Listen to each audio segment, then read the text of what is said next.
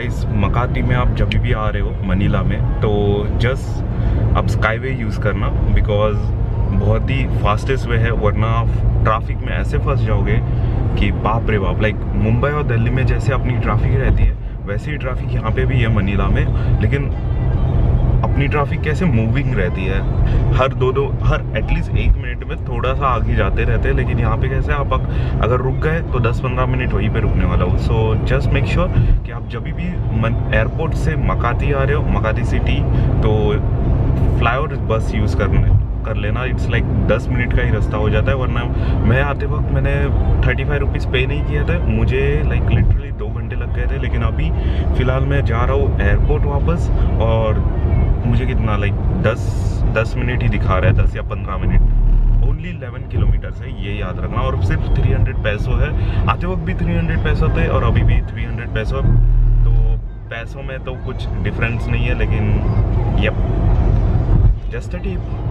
Good morning guys. So मैं हूँ इस वक्त मनीला के एयरपोर्ट पे, और फिलहाल मैं जा रहा हूँ वापस अपने देश, अपने वतन India.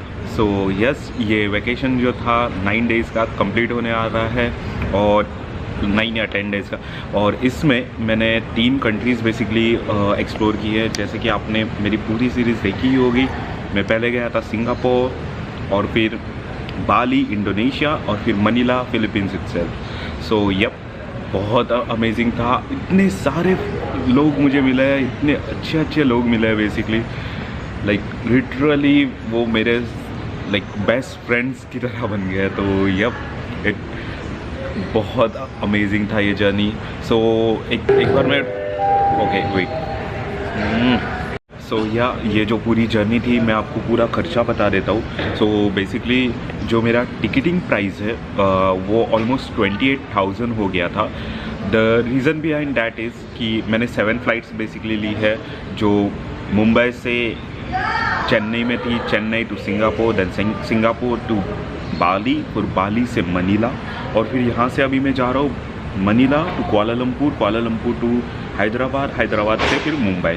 So reason behind this is कि मतलब जो ऐसे मैं जा रहा हूँ क्योंकि फ़िलीपींस से आपको डायरेक्ट फ़्लाइट बिल्कुल नहीं मिलेगी, और जो भी फ़िलीपींस टू कुआलालंपुर और कुआलालंपुर से जो मुंबई की फ़्लाइट थी वो इतनी ज़्यादा महंगी थी कि मैं वो लिटरली नहीं लेने वाला था।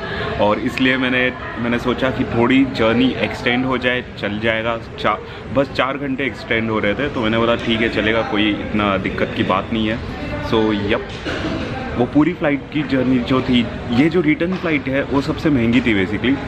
ऑलमोस्ट मुझे 12,500 में पड़ी है, जो कि मैं सोच रहा था बाली से ही रिटर्न चले जाओ, लेकिन बाली से 18,000 में थी। तो मैंने सोचा मेरे पास अगर सिंगापुर वीज़ा है तो क्यों ना मैं जस्ट फ़िलीपींस भी चले जाऊँ, बिकॉज़ आपको तो पता ही है, मैंने जैसे बोला था, अगर आप इंडियन हो तो लाइक इंडियन ही हो तो इंडियंस को फ़िलीपीन वीज़ा फ्री है 2 हफ्ते के लिए, दैट्स 14 डेज़ प्रायर। अगर आपके पास सिंगापुर वीज़ा है, जापान का वीज़ा है, यूके या यूएस का वीज़ा है, valid visa, multiple valid visa है, तो मेरे पास 2 साल का भी सिंगापुर का वीज़ा मिल ही चुका है। तो देखते हैं, आना जाना तो लगा रहेगा, होपफुली। सो यप, तो ये तो हुई पूरी टिकटिंग की बात की, और मैंने सब टिकट्स स्काई स्कैनर से बुक किए हैं। कोई और वेबसाइट पे बिल्कुल भरोसा मत करना, स्काई स्कैनर सबसे बेस्ट है। Skyscanner is like the best. So yup, और वो चीपेस्ट वे में देती है, और मेरे पास सिर्फ 7 kg का लगेज है, जैसे कि आप देख सकते हो, ये मेरा 7 kg लगेज है। सो ये 7 kg का वो लगेज है। एक सेकेंड। सो यस, मेरे पास सिर्फ 7 kg का लगेज है, और ये वाला जो बैग है मेरा छोटा वाला, उसमें 3 किलो का वजन है। तो ये जो भी मैं दिखाना चाहता हूँ, मतलब वेट अगर वो लोग करेंगे कोई भी एयरलाइंस, तो आप बस 7 kg का एक लगेज रख दीजिए जो एकदम परफेक्ट हो, और फिर बाकी का सामान एक छोटे वाले बैग में भर के रख दीजिए। जो भी लाइक लिटरली मैंने पूरा मेरा जितने भी गैजेट्स है, ये मतलब कैमरा बोलो या फिर ट्राइपॉड्स, और मेरे 360 डिग्री रोटेटर जो GoPro के लिए मैं यूज़ करता हूँ, फिर GoPro का चेस्ट माउंट, हेड माउंट, सब कुछ मैंने यहाँ पे रखा है। और प्लस अपना पोर्टेबल हार्ड ड्राइव भी सब कुछ यहाँ पे रखा है, तो वही वज़न हो जा रहा है 3 किलो का। फिर यही है चीज़ बजट ट्रैवल का। और ये तो हुई ट्रैवलिंग की बात। अभी ट्रैवल टिकटिंग की बात ये जब, और अभी आगे बढ़ते हैं। खर्चा कितना हुआ। सो बेसिकली मैं जब सिंगापुर में रुका था, मैंने 100 सिंगापुर डॉलर्स लिए थे और सारे के सारे ख़त्म हो गए। तो इट्स लाइक 2 दिन 1 नाइट का खर्चा था, से 5500 इट्सेल्फ।